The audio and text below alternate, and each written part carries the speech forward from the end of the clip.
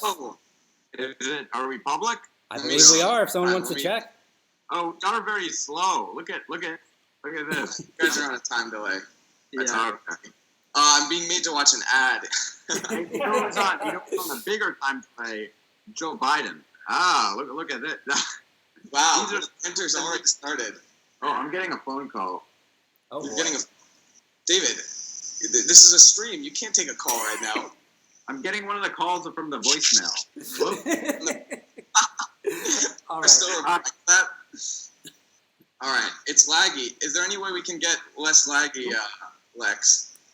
Not that I know of. I mean, let's see. How bad is it? The Mike Gravel campaign. I think we probably need to switch our internet. Yeah, I don't know. I mean, I'm already on.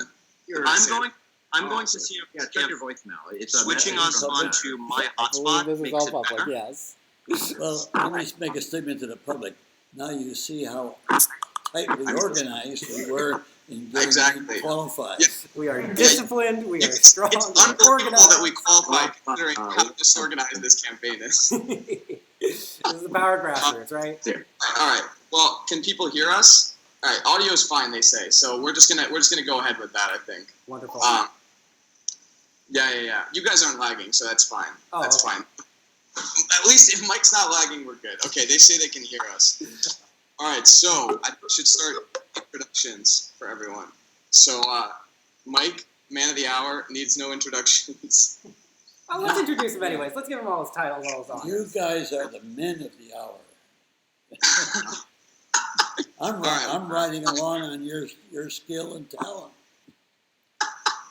All right, let's start with Lex, and then do Mike, and then David, Eli, and me. So, Hi, I'm Lex Taylor. I happen to be nearby. My full qualifications are the fact that I live 15 minutes from Gravel, but I've been working on the campaign, and I've definitely been riding the coattails more than anyone else here. I'm just happy to be part of this. Glad to have offered a computer that could help film. This is all up to them, really. yeah. What, you want me to say hello to? Hello. I'm very grateful for what's been done. It literally is a miracle. Let's go back to when David called me and said, Senator, could we talk you into running for president? And I said, do you have any idea how old I am? He said, never mind, it's the issues that you stand for, that what we're interested in.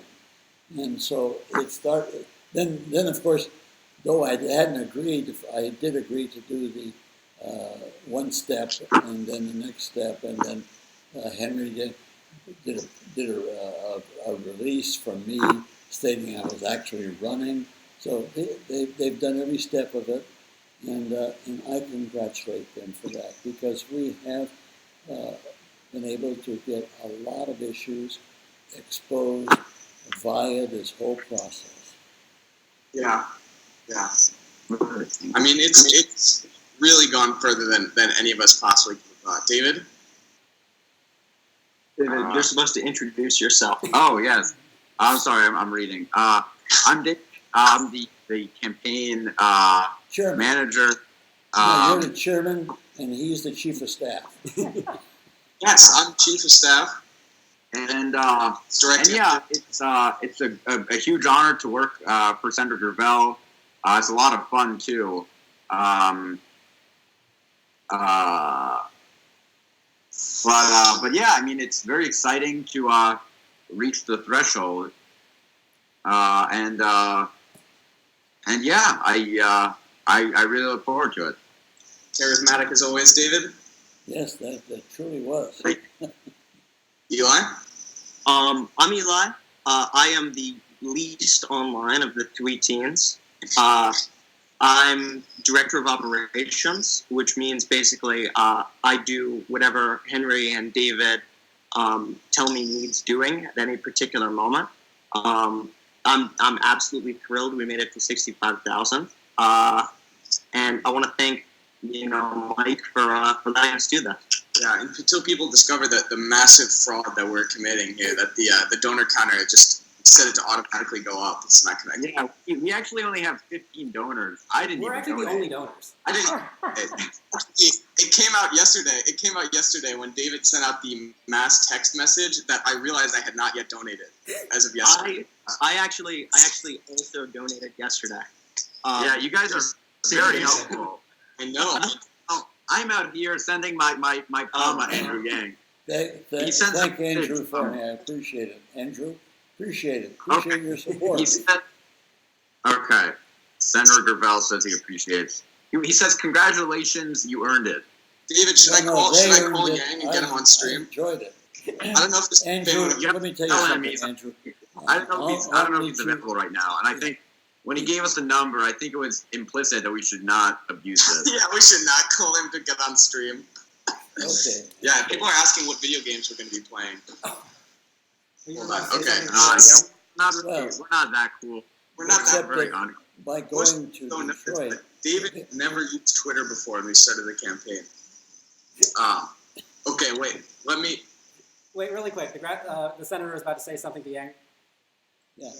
One, I'll have an opportunity to meet Yang, Marianne, Tulsi, and Bernie, all of them in Detroit.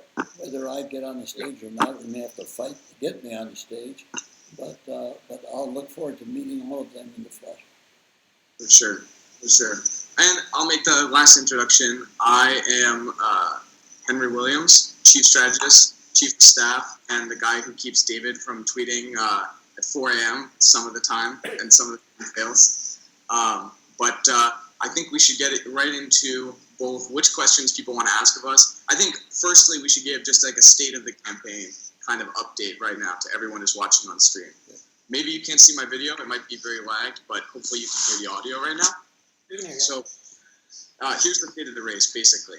We just did 65,000 donors. The website that I made yesterday crashed, and then it crashed again, and then it crashed a third time. So hopefully it's up now, and you can see either way we are past 65,000 donors. And what that means basically is right now we're writing a memo to the DNC with a certificate that says we have 65,000 donors from Act Blue.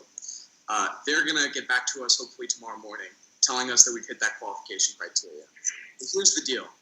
There's already 20 candidates qualified for the Democratic primary debate, including Steve Bullock, which means we're the 21st candidate to qualify.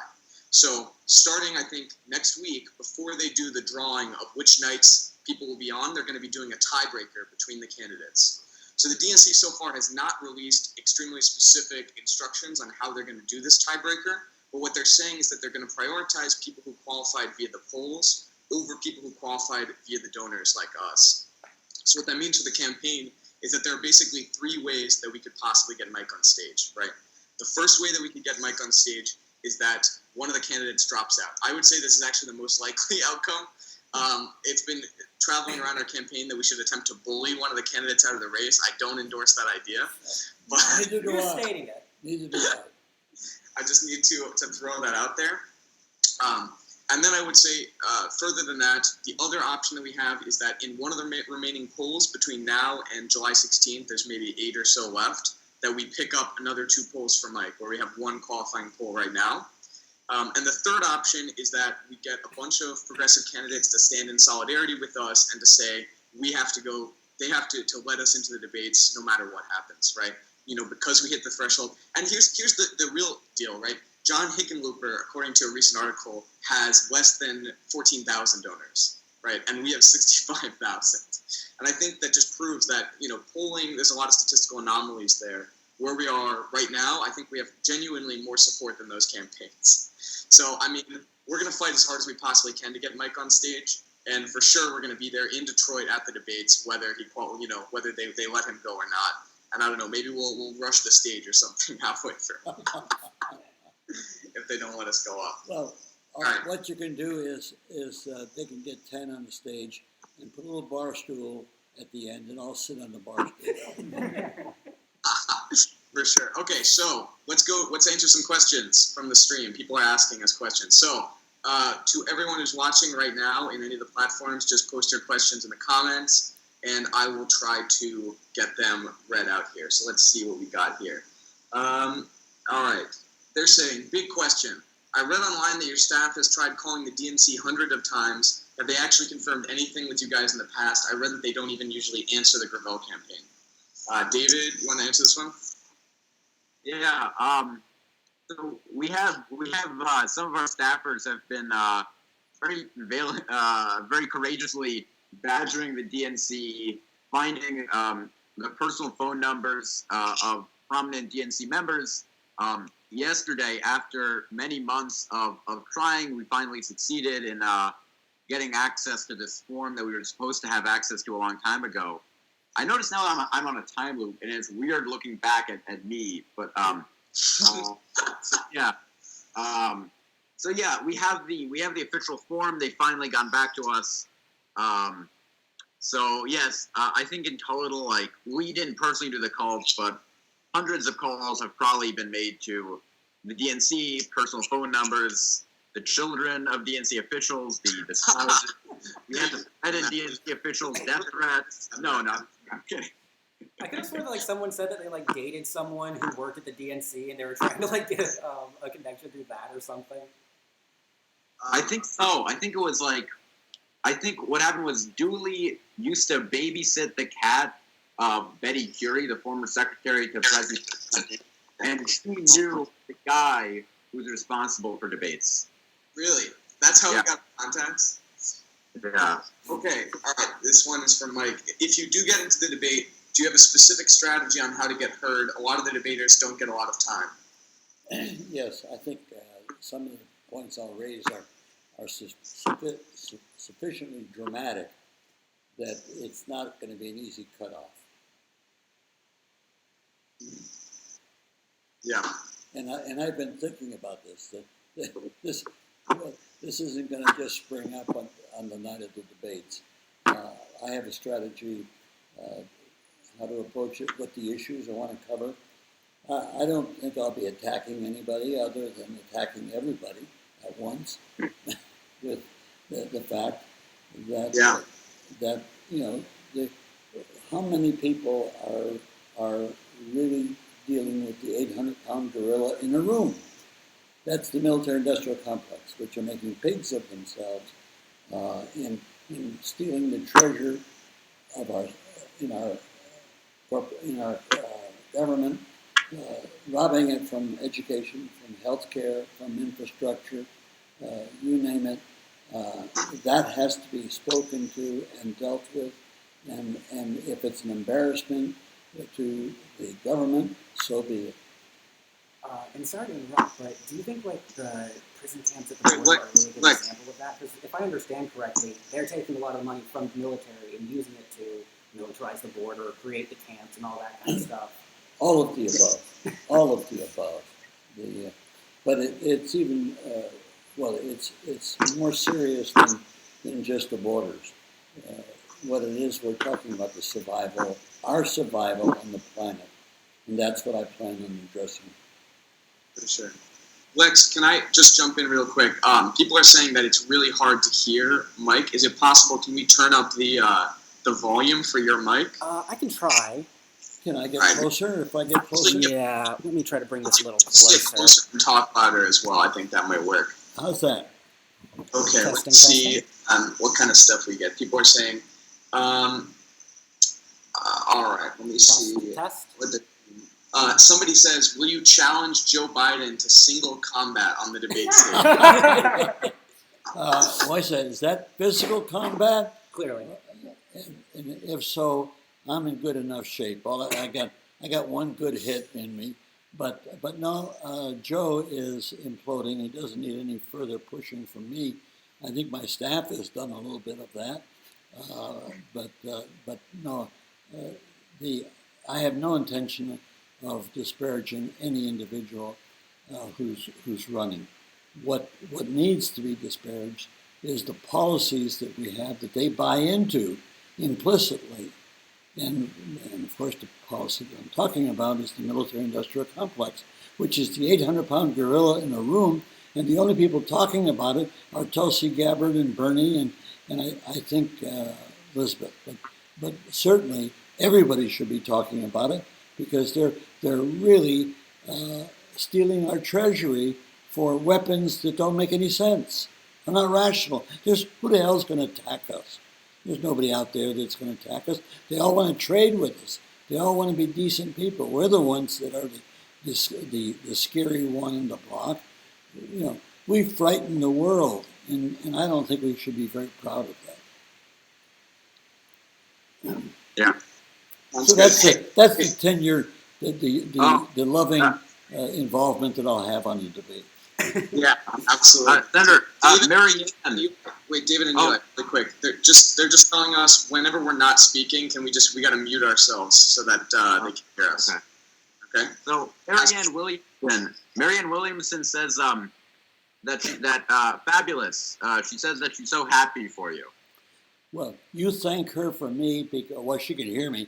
Thank you, Marianne. It was you that catalyzed us earlier in the week. We were really down in our cups and didn't think we were going to make it. And then when you popped in and really pushed, that's what re-energized us to go out and push real hard. So, Marianne, we owe our victory to you as much as anybody else. For sure. Hey, so someone asked in the chat, they say, what would you propose we divert funds currently being spent on the military to? And what are your biggest policy priorities? Well, first off, we're spending, upwards of $3-4 trillion on a nuclear refurbishment, which are weapons that we can't even use. That logic is ridiculous. And the Pentagon has said that that's their first priority. So where would I divert? First off, when you're talking about the program that Bernie and Tulsi and Elizabeth Warren the Republicans keep saying, where's the money to pay for this? My God, the money's all over the place. What we need to do is to nationalize the Federal Reserve System and monetize all this thing. We monetize the military expenditures. Let's do it for the social expenditures.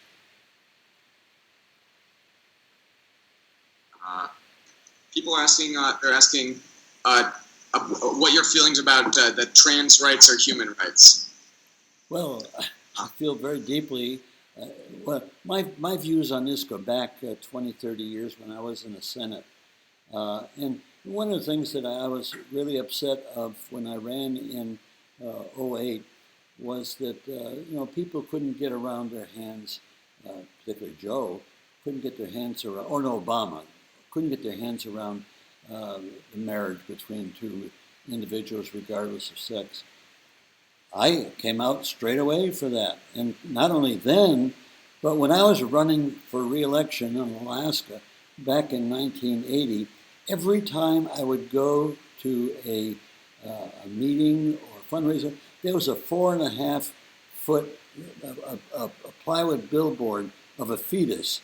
Every time I appeared publicly, they had that thrown in my face all the time. So no, I was walking the walk way back at the beginning, and it's no problem. They say, well, you're real courageous. No, you just do what's right. If it happens to be courageous in your views, so be it. But it's not that difficult to figure out what's right.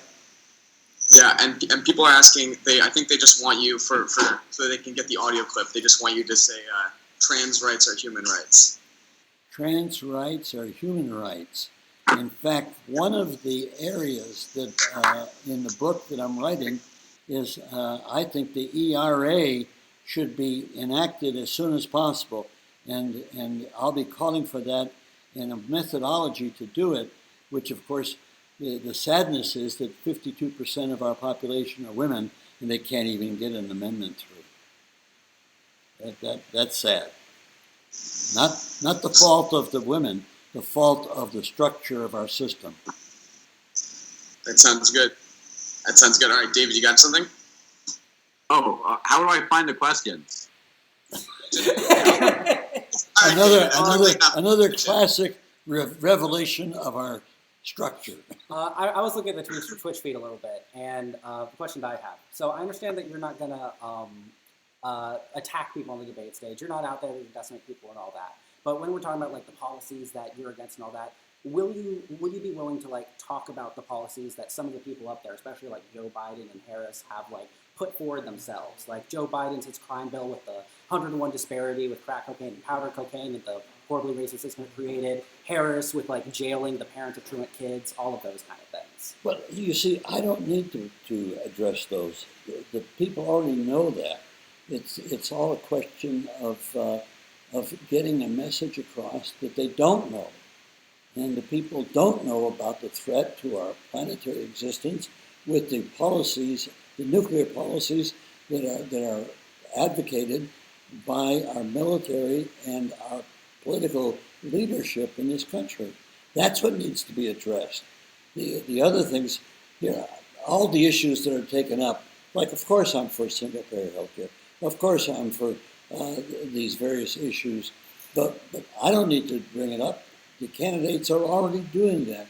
What I need to do is my goal is to bring up things that are not being addressed by the candidates, and that's a reflection on them whether they realize it or not.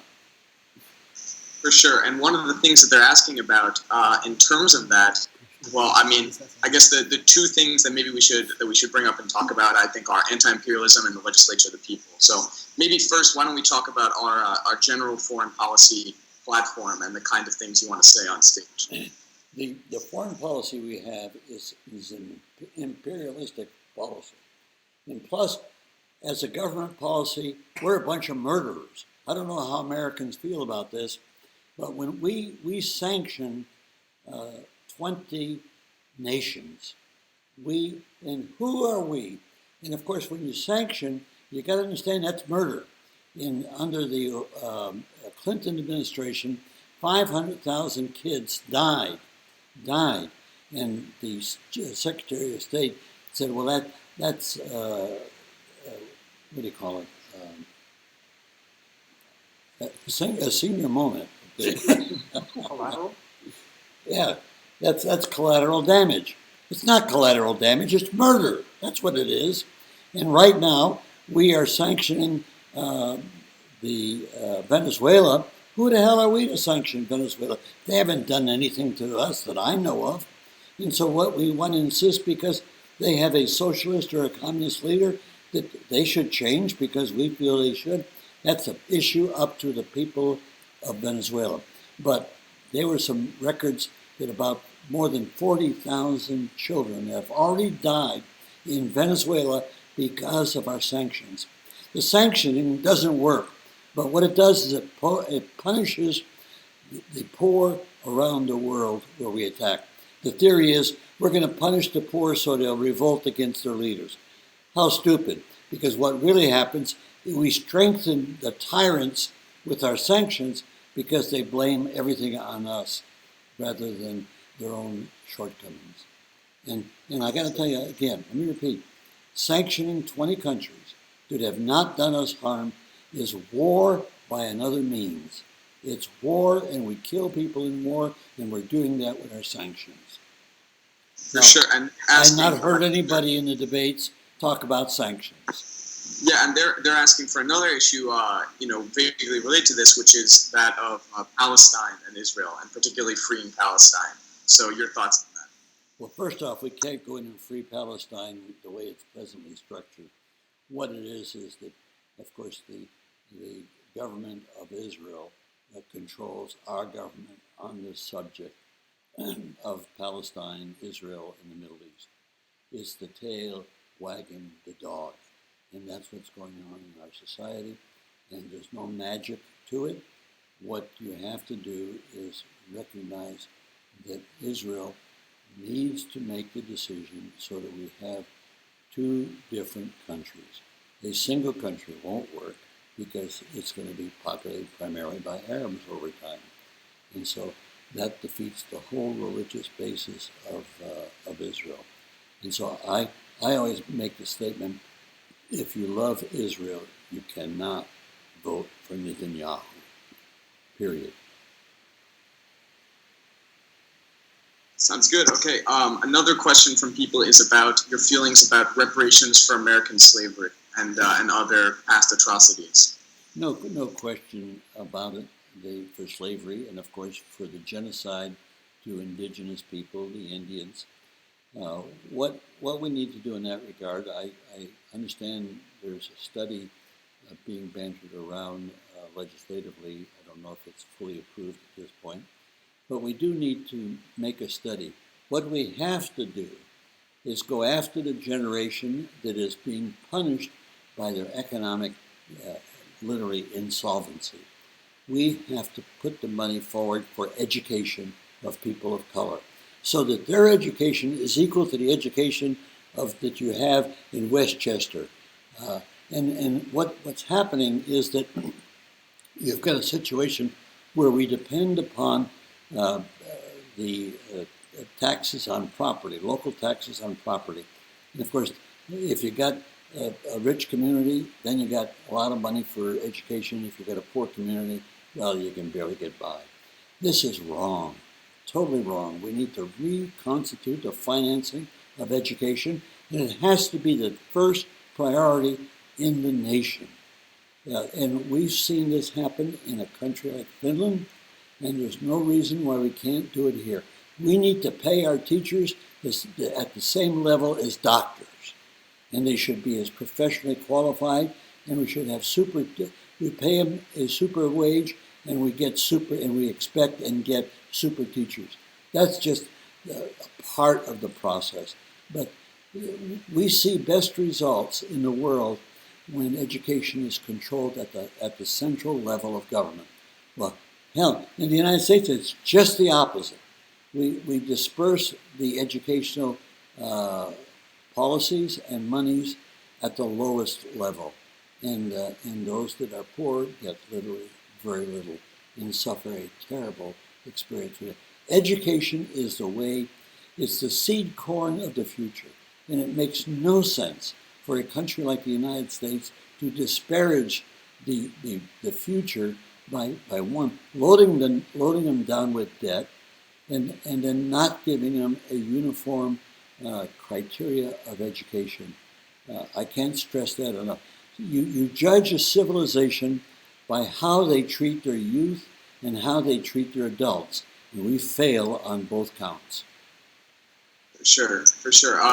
So another thing that people are interested in, of course, is another topic that is critical to your career and to the activism that we're trying to do in this campaign, which is direct democracy and reforming our government. So I think basically the key question is, a lot of these, they sound like good ideas. They're things we'd love to see on stage. They're things we'd love to see implemented by our government. But of course, none of that will happen so long as we have the Senate standing in the way. Well, not only the Senate. So the question is, how do we solve that problem? Well, first off, you can't solve it within government. There's only two venues for change. One is the government, which is not going to change because we're ruled by a small, distinct minority, and any change that's going to disrupt them is going to deny them their wealth. The other area for change is, of course, the people. But the people have not been addressed in the Constitution. The Constitution categorically and purposefully left the people out of the picture so they could protect slavery.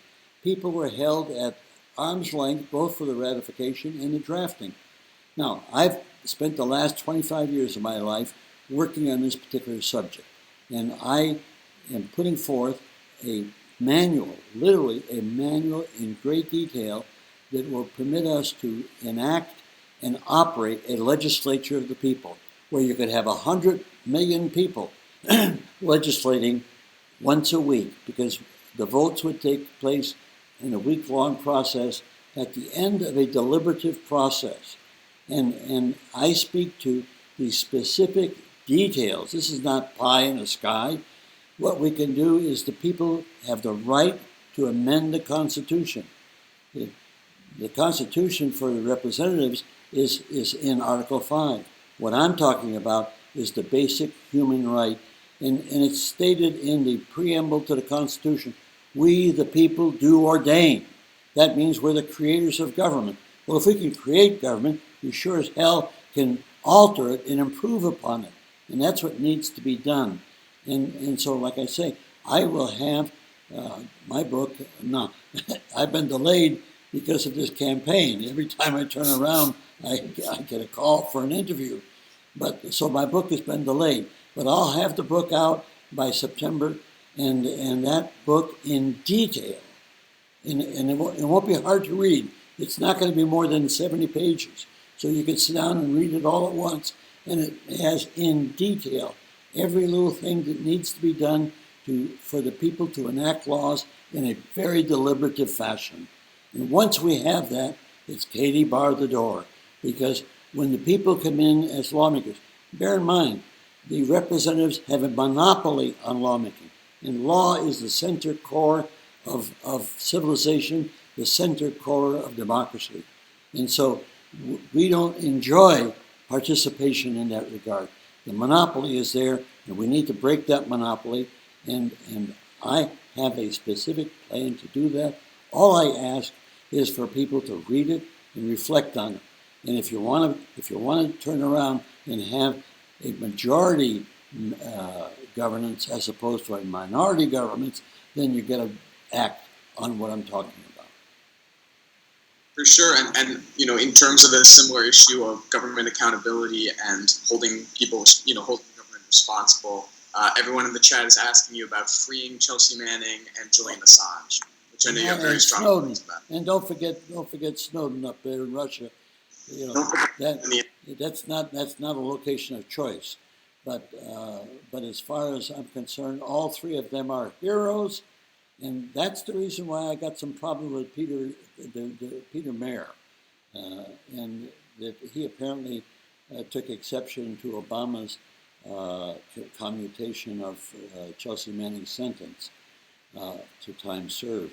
Well, if anybody's got a problem with that, Chelsea Manning, in my mind, is a hero, should be so decorated as a patriot. Same thing for Snowden, and with Julian Assange, we ought to get him out of the gulag and get him out working and getting more information to the people. This is how a democracy survives. It doesn't survive as a result of all the secrecy in government. It survives because the people are informed as to what their government is doing and then can have their views felt in that regard. My plan on the legislature of the people even is a step further. Not only are they going to be informed in the process of this legislative process, but they will also have an opportunity to make fundamental changes on an ongoing basis. Another thing from the Twitch on the matter of getting questions from the crowd and democracy. What do you plan to do to help end homelessness? To what? Help end homelessness. Oh my God, it's immoral. It's when you walk down the street. I was some months ago in Los Angeles, and 2 blocks of person. Senator, I'm sorry to interrupt, but Bernie Sanders just DM'd me. What?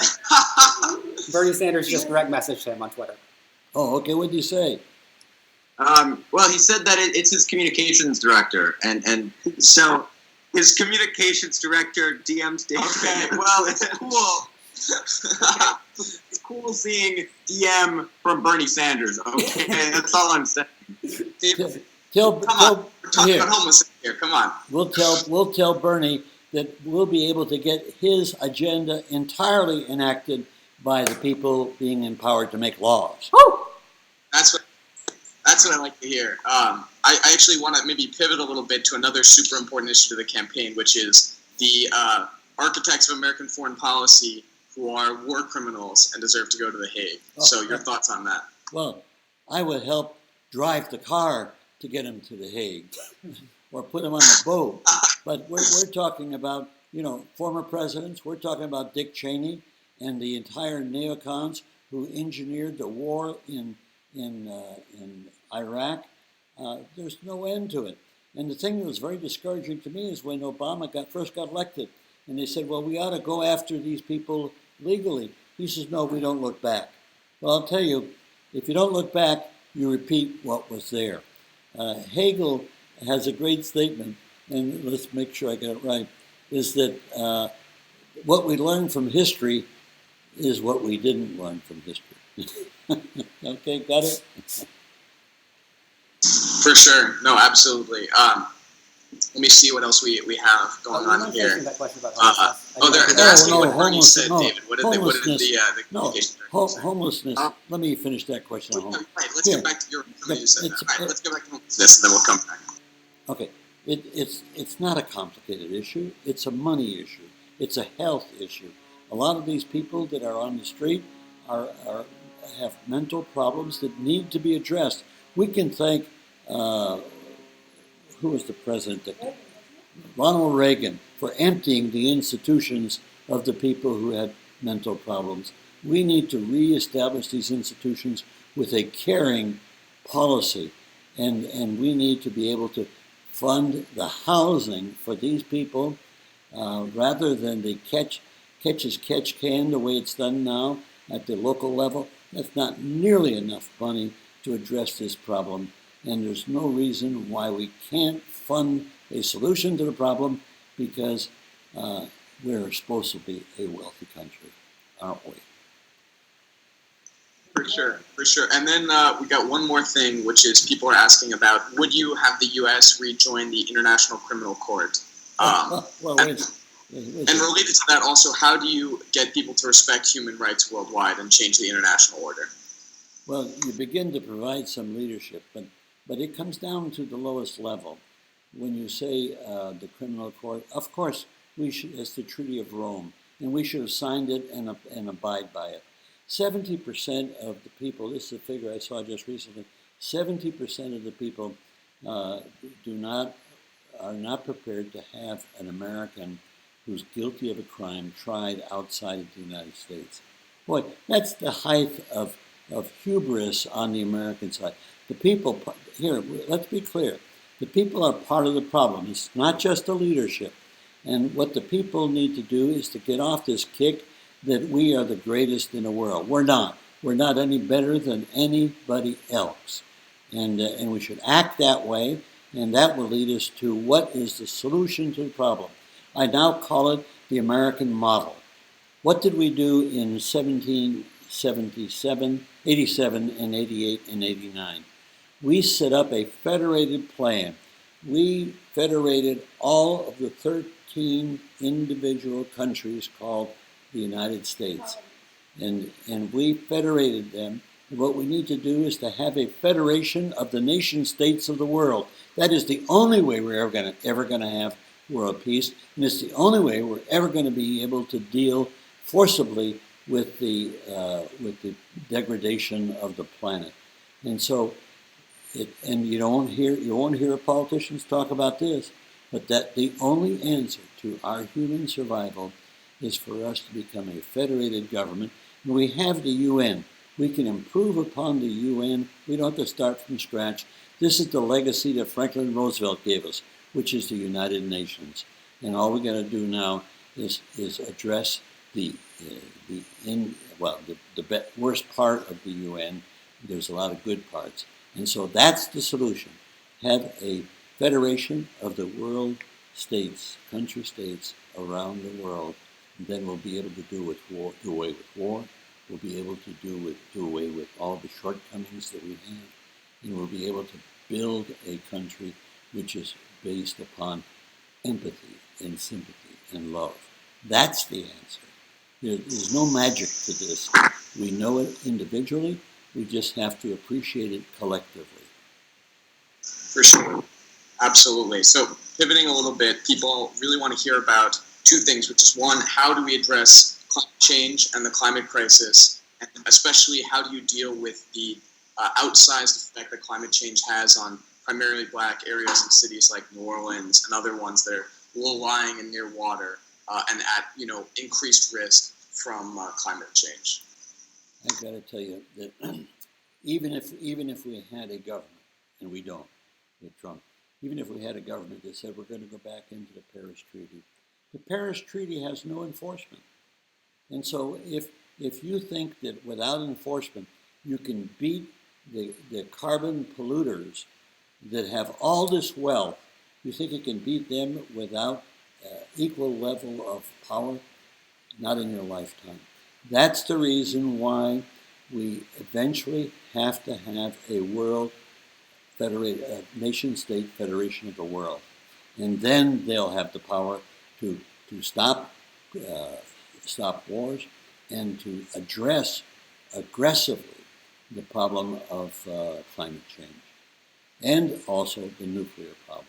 Because we are essentially committing suicide with two elements. One, the arc of climate change may be a lot longer, but it really spells the demise of the planet when you look at it in its totality. And then the same thing with the nuclear. The only thing is that the nuclear is more immediate and essentially more insane in its operation by the nuclear countries, primarily the United States of America.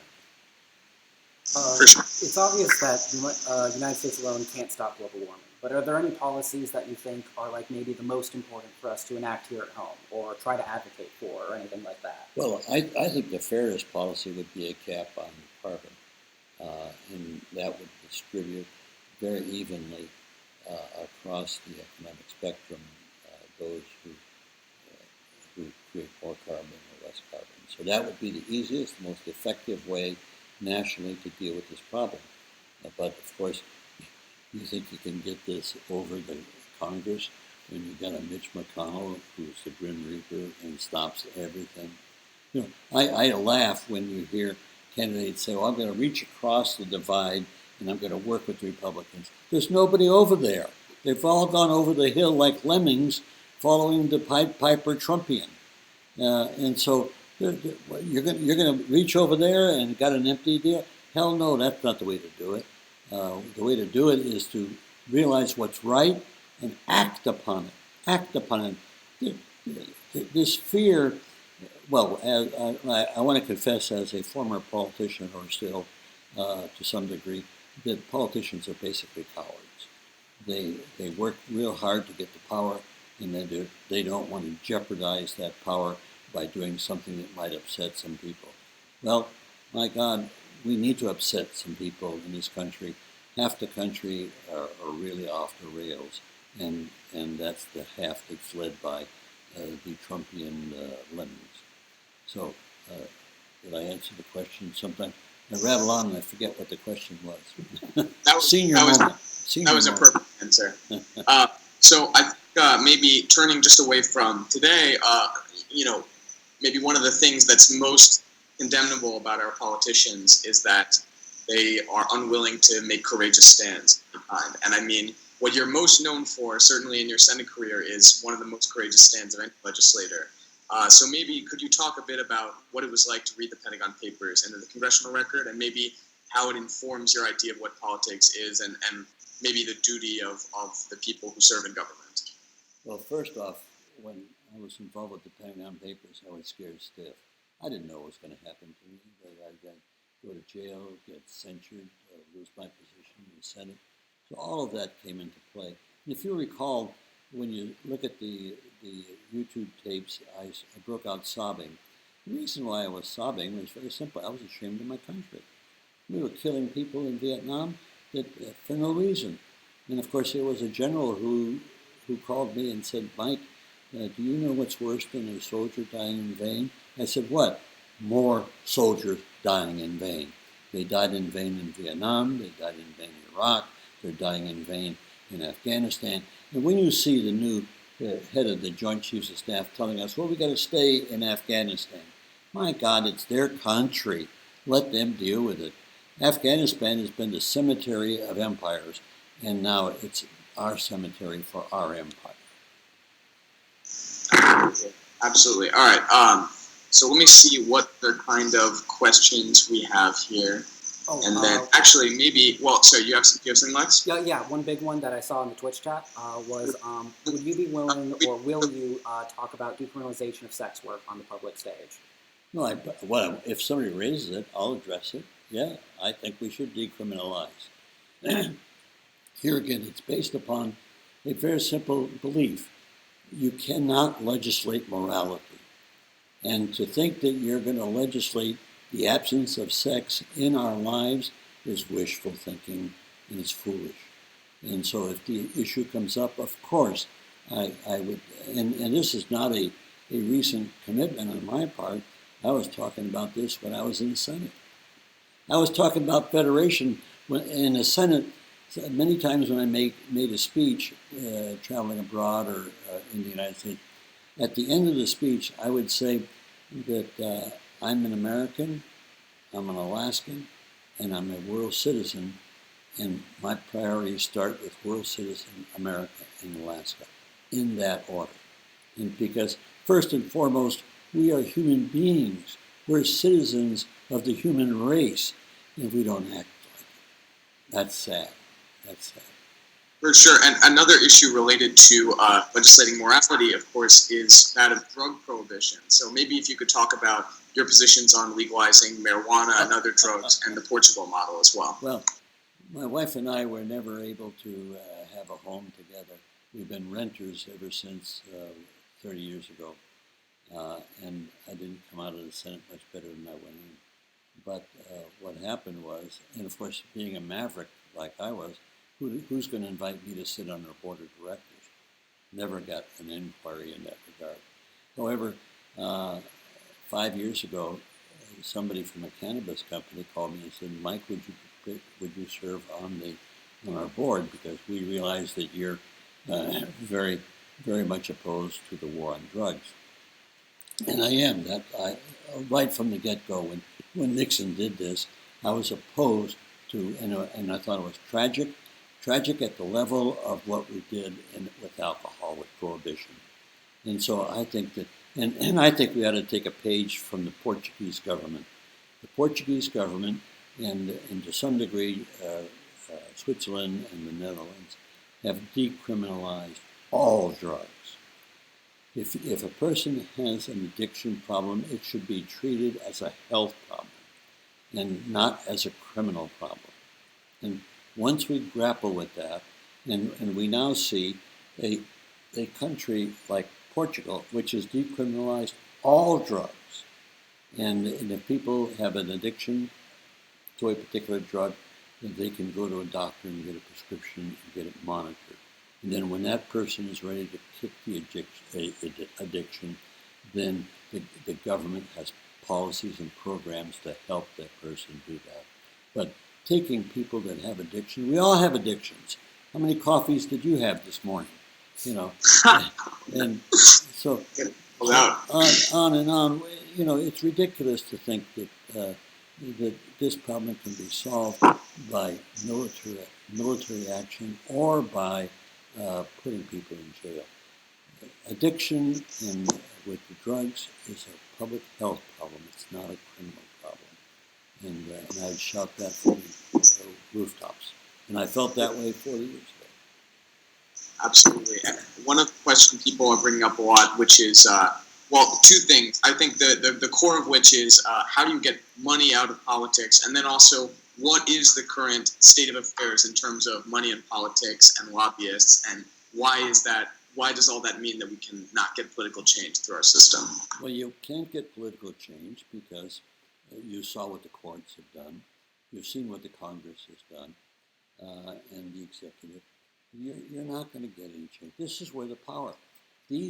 When I said earlier that we have a minority, a small minority that runs the country, and what we need is to bring the majority into the operation of government.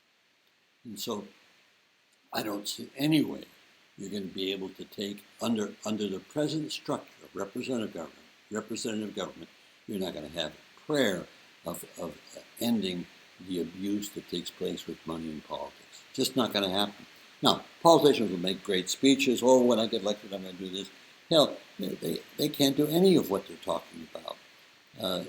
Just look at, trust me, just do the math and you'll see that it's not a likelihood. But if we are able, and this is the reason why I come back to this all the time, if we are able to bring the people into the operation of government, we will have a majoritarian government. And with a majority, we'll be able to address these problems straight away. Because, now, keep in mind, we have representative government, and of course they got a monopoly on lawmaking. Once the people come into the operation of government as lawmakers, they're now the senior partners. And so if the Congress did not behave, then of course the people could disband the Congress. That's the power that we're talking about, that the people should have. And believe me, they'll act more responsibly than you can imagine. When people say, oh, it's a mob, the people are a mob, they're listening to our founders who felt they were a mob. But the only mob that I know of recent vintage is, of course, the day after the 300-page Patriot Act was introduced and people were asked to vote on it. That's mob rule. Absolutely, absolutely. All right, so I think that next and I think key thing is talking about this campaign. So I think we've talked a lot about our policies and what's important to us and what the priorities are. But I think a lot of people have been curious why we're doing this, and then maybe also why you agreed to it. So I think people want to hear the story from your voice and from your perspective, what you think of the whole thing. And I mean, this has been a bizarre experience for you from the beginning. No, so. it's not a bizarre experience. It's a worthwhile experience. Now, that I was slow getting off the map was very simple because of my age. And so when you and David contacted me and asked me if I would run for president, my retort was real simple. Do you realize how old I am? And what you answered back was that, look at it, we don't care how old you are. It's your position on the issues that we want to get out there so people can reason and can discuss it. And so this whole exercise has been a win-win from the get-go. And that I was slow in saying, well, I'm slow because I'm 89 years old. That's reason enough. And so what I recognize is that, and that's where, from at the beginning, I indicated that I couldn't do anything about it. I'm not going to travel. I'll respond to interviews that call me, and that's it. The rest has got to be yours. Now, I will recognize that you are 17 and 18, and that your crew were basically teens. But that didn't worry me. When you asked me for my Twitter, I just believed in you from the get-go.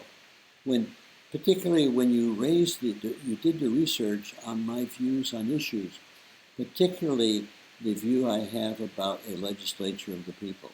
And so when you were clever enough to put that at the top of your list so that I would get suckered into it, well, I was. I got suckered into it, and I'm happy I got suckered into it. When people said, well, those kids are using me. Of course they're using me. That's what we're all about. And so all I can say is that for me, you brought me back alive. My former chief of staff, in '88, I had a real bad health year. I mean, real bad. And so my wife, Whitney, was reporting to my former staff and friends the status of my health situation that particular month. My former chief of staff said, there's nothing like a campaign to get Gravel up and going. And that's what you did for me. I didn't think that there was a chance that we would get across the legislature of the people. But by what you have done and the attention you have brought to all these other issues, you laced it in with what, in my mind, floats my boat, and that is to empower the people to make laws. And there's no question that people will do a better job legislating than the minority who own us lock, stock, and barrel, called the military-industrial complex on Wall Street. Absolutely. No, I mean, that has always been. Can you guys see my video? Or is it frozen? Is this David? This is Henry. Can you hear me? Henry, I can see you, but I don't. Well, wait a second. You're frozen because I don't see your mouth moving. Oh my gosh. Well, I guess people are just going to have to hear me. But I wanted to talk just a little bit about the very beginning of the campaign, because I think it's a story that many people have heard. But basically, I mean, I don't know if you specifically remember this, but this was when, David, Lex, there we go. Perfect. Okay, so it was a night after David and I had discovered your 2008 campaign. Having known about your career before, and we just had this thought, like, this man needs to be on the debate stage. He needs to be there for the next one. He needs to be here in 2020. And, as we told you, that we felt like you were ahead of your time in 2008. And so David, just emailed you out of the blue. You called him back, and it was one night when we were driving back from David's house, David called you up, got you on the phone, and we were talking about the possibility of running the campaign. And I think it was then that we were asking, well, what if we just formed an exploratory committee? What if it's just a small thing? And like that was your strategy to suck me in.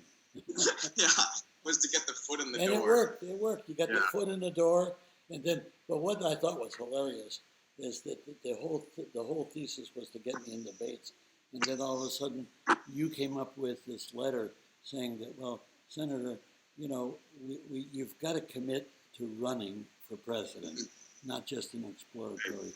You got to commit because we need the votes. So at that point, I gave up. Yeah, go ahead. Yeah, exactly.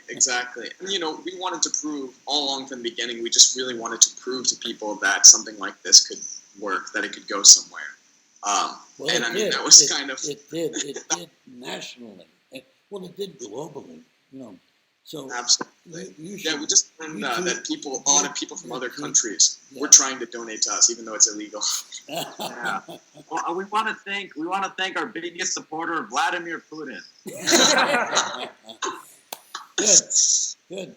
Henry and I noticed, it seems like a lot of the donations in recent days have been coming from Moscow. It's kind of Well, as soon as we get no, out, not actually, Senator.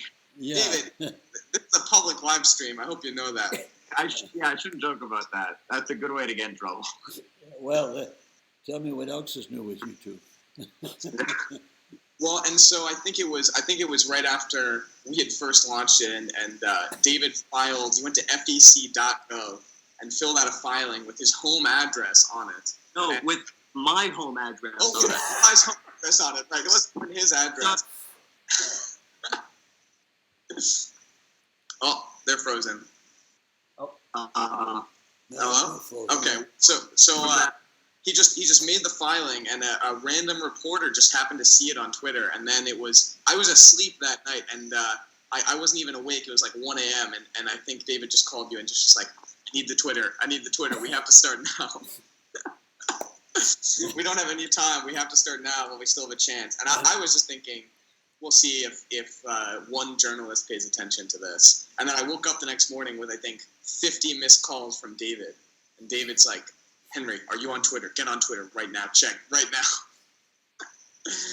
He wouldn't let me wait. But then, I think it was right then that I realized, and it was partially that night, but it was 2 weeks later when we opened up donations. And the first day we got 2,000 donations. And I was thinking that we could really go somewhere with it. So I don't know.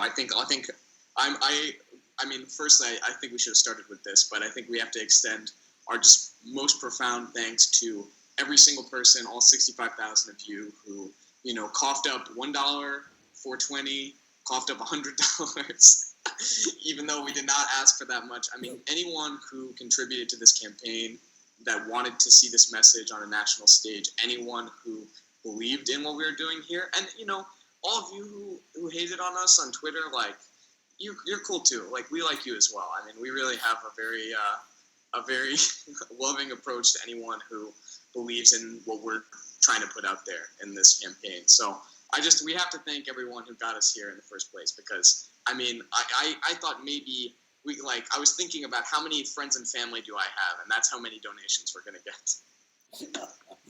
You did a lot better than that. And A lot better than that. Yeah. First off, you've got to appreciate that it's not getting on the stage and getting the 6 minutes or 7 minutes that they're going to give you. What it is the process of what you've been doing that's communicating the issues, the press, all of that is a win-win. And if nothing else happens, what you've done up to this point in time is awesome and has made a tremendous contribution to the body politic.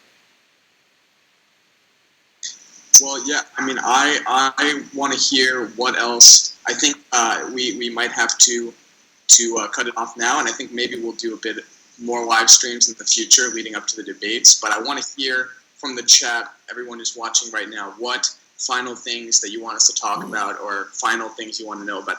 All right, well, a lot of people are asking about. Well, okay, I'll summarize for people who weren't here at the beginning of the stream that in terms of getting Mike on stage, the position we're in right now is that we have 3 situations where you could get there, which are all of varying likelihood. The least likely option is that we make an argument to the DNC with standing with other progressive candidates, and that convinces them to let us get on stage. And I don't think that's super likely. The second most likely outcome would be between now and July 16th, Gravel gets 1% in 6 points, right? Or sorry, in one of the 6 polls that's coming out. So that would get us there as well via the polling threshold. And then the last, and I think actually most likely option, is that one of the other small candidates drops out between now and the debate. So it looks like, campaigns like John Hickenlooper, they're falling apart so fast that all their staffers are rushing to Politico to give them quotes about how the campaign is in disarray. And once that happens, you know that the campaign is on its last legs. So our hope is that, Delaney or Hickenlooper or one of these campaigns that we have not had kind words to say about, that they kind of realize that them just saying the same thing that the third way think tank told them to do on the debate stage 10 times in a row is not going to boost their careers enough to make it worth it for them. And if they drop out, then we're definitely going to make it. So those are the various scenarios that we have. The last question, or not the last question, but one more thing that people have is what we're going to do next after this and what we want to do. So this is something that is obviously very critical to what we want the campaign to be about, is the book that you're writing, Mike. So if you could maybe talk about that and what we want to turn this campaign into and what we want to keep advocating for with it. As I've repeated time again, is that what we need to do is to restructure the nature of representative government by bringing the people in as lawmakers. So that, in my mind, is the pervasive goal that has to be reached. Now, up to this point in time, it has not received a great deal of public attention. But as a result of this campaign, it has received a lot of attention. And if we can get, 20,000, 100,000 people to get the book, it will make the book a bestseller, and it will have to be argued and debated. And I can't wait to get my hands on the academics and the people who opposed the people self-governing. I think we can win that argument, but rest in mind, it's going to take hundreds of millions of dollars to conduct this campaign, to enact a constitutional amendment and a federal statute. And so that's going to be, right now, it's a seed campaign. And so I've really mentioned to both Henry and David and the others in the campaign that they have to become very knowledgeable about the details of how the legislature of the people is enacted and how it operates. Because it's going to be you all going out and making the argument over the next decade. Now, they've got school to go to come the fall, and they should go to school, finish their education. But they can campaign politically on the weekends, during holidays, and next summer. And I don't know what level we'll be at, but I do know this. I've been at this for 25, 30 years. I want to induce all of you to stick with it for the next 30 years, if that's what it needs to have happen. Because I don't know of any solution that can be had that will address all of our problems by letting the people address those problems directly as lawmakers. That, in my mind, is the answer. I know it to be true. I know it is a belief. And what we need to do is to get enough people to join with us and constantly push for this. And we may get somebody with some deep pockets that would just jump in and throw a couple $100 million at it. And what we're doing with this is changing the nature of human governance. And once it's done here in the United States, it'll go around the world like wildfire. That's the future of the campaign that we need to do. Absolutely. And I think maybe, one more thing. Everybody in the chat seems extremely curious about what the Bernie DM was. Dave, I shouldn't spoil that. I shouldn't say. How about we'll have to leave them on a cliffhanger, so they have to. But I say the first word. Okay. Okay, the first word Hello. that the official Senator Sanders account sent to me was David. I hope that's helpful. I didn't hear that. What? This I is think David. people are gonna riot if we don't say it. They said congratulations. They say that they want to work with us in the future. That they're hoping for opportunities to collaborate. One That's more what, thing, really that's what quick. they actually said. When So- people talk about what we're doing next, I think they also definitely want to know what's going to happen with the money. Yeah. Would y'all like to talk about that? Sure. I want my say on that.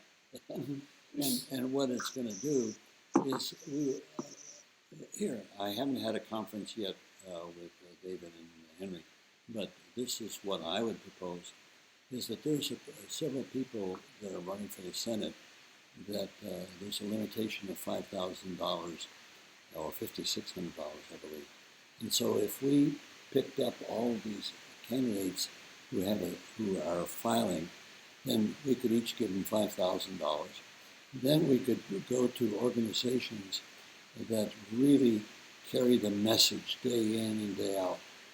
Like, let's take Hey, sir, guess what? Gravalanche is trending on Twitter. It's what? Trending.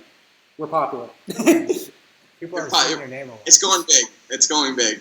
Well, that's what you told me when it started. It's going to be big. Yeah, It's it's our third time trending. Yeah. Yeah, everyone who's watching this stream should go tweet #Gravalanche right now. But don't donate. We don't need any more donations. Maybe if you're going to donate, you haven't already. But we'll leave them open for people who want to donate. But I don't think we actually need any more money.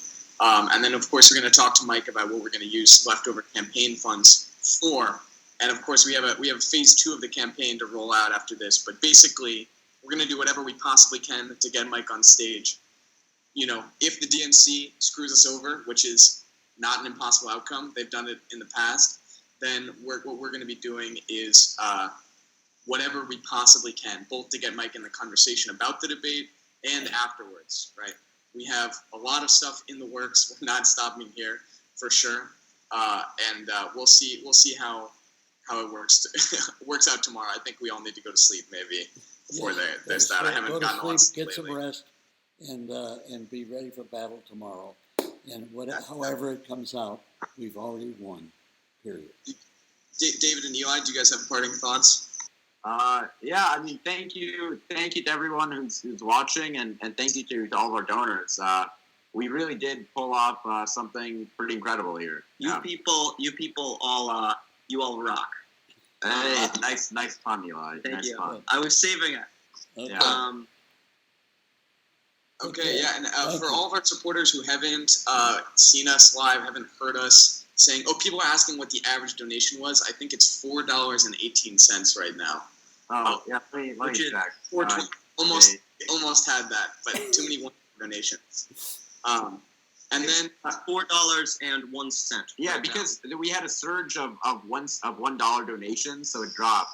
yeah, tragically. And then the last thing that I wanted to say is for people who haven't heard us live before, Mike's name is actually Mike Gravel and not Mike Gravel, which Yeah. I'm not sure if he knows. And it's Mike. It's not Michael. It's Who's Mike. got the name right? It's Well, so Mike, you had thoughts on Gravalanche, and you think there's a better name for our supporters. yeah, Gravalistas. Yes. That's my Oh. preference. Because Gravalistas actually works with your name, but I think Gravelanche is pretty good as well, That's even though it. people think it's No problem. Gravalanche. I'll take whatever you throw out there. Absolutely. All right, so I think this is a good note to leave it with, and you can expect a lot more from us next week, in the month to follow, and hopefully we keep going until we win, right? I mean, I for one am very excited to see Mike sworn in January 2021. I don't know about all of you, but I'm very ready for President Mike Gravel. So maybe Vice President Mike Gravel, or maybe Secretary Yeah, of Peace Mike I would go for that. I would go for that. And, Yeah? and for 2 years, and then pull Tulsi in to do the other two. Yeah. All right. Secretary of Peace, Mike Gravel. All right. I think we're gonna have to leave you all there, but we'll. Wait, can Whitney come on the stream briefly? Yes. Yeah. Whitney, let's where are you? get. Wait. Do you have? Whitney? What do y'all like to grab her? She's hiding. Yeah.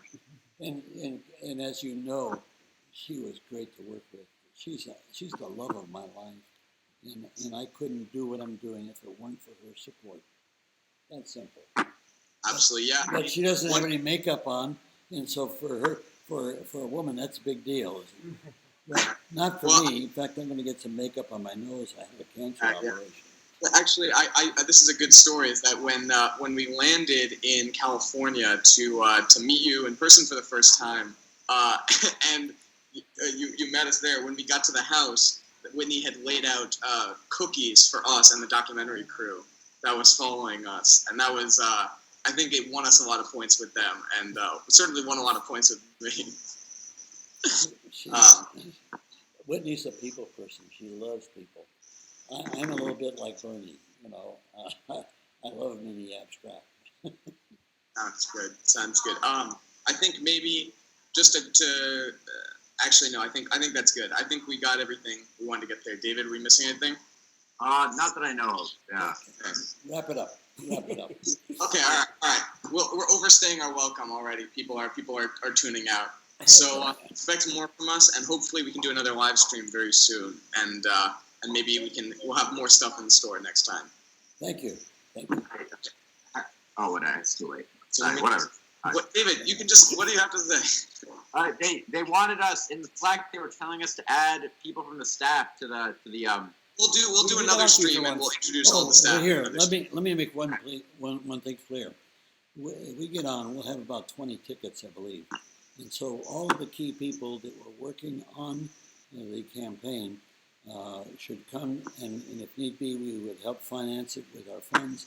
Should come to Detroit and enjoy the hoopla, and particularly enjoy what happens in the spin room, because that's where it really takes place. So that's up to David and Henry to get our team together to come to Detroit and participate in the physical campaign itself. For sure. All right. I think that's the perfect place to end it, and you'll hear more about this in the future. So. David and Eli are continuing their Midwest tour. We're going to tweet about that, and you can go to any of their events if you live in Iowa or one of the other Midwestern states they're visiting. And outside of that, I think the Gravalanche lives on. on the Twitter. Yeah, we'll announce it on Twitter. Adios. All right. Signing off. Great speaking with you. Okay.